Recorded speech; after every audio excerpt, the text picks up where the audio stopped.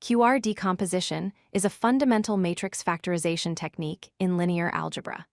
It's implemented in NumPy through the function np.linalg.qr. This powerful method breaks down any matrix into two special components, making complex matrix operations much more manageable.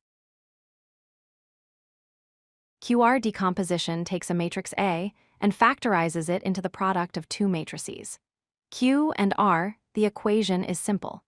A equals Q times R. This decomposition is particularly useful because it transforms a general matrix into a product of two matrices with very specific and useful properties.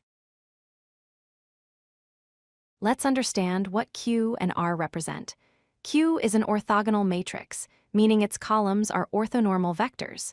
These vectors are perpendicular to each other and have unit length. R is an upper triangular matrix, which means all entries below the main diagonal are 0. This triangular structure makes many calculations significantly easier.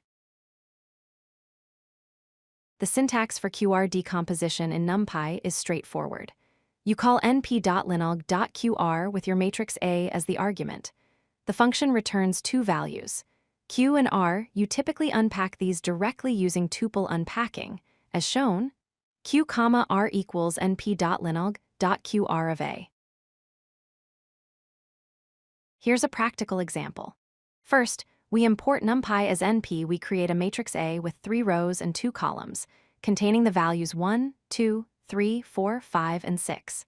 Then we perform QR decomposition by calling np.linalg.qr on matrix A. When we print the shapes, Q has shape 3 by 3, and R has shape 3 by 2.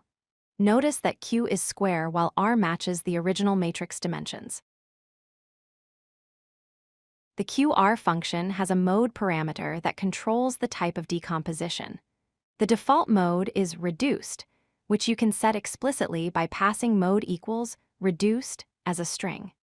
This reduced mode returns an economical factorization, which is especially efficient for rectangular matrices where the number of rows differs from the number of columns. QR decomposition has several important applications in numerical computing. It's highly effective for solving linear systems, particularly when dealing with overdetermined systems that have more equations than unknowns.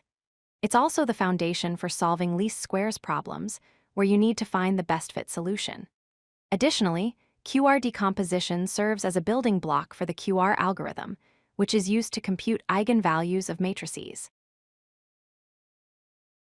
You can easily verify that the decomposition works correctly. After performing QR decomposition on your matrix A, multiply Q and R together using the @ operator. Store this result in a variable called reconstructed.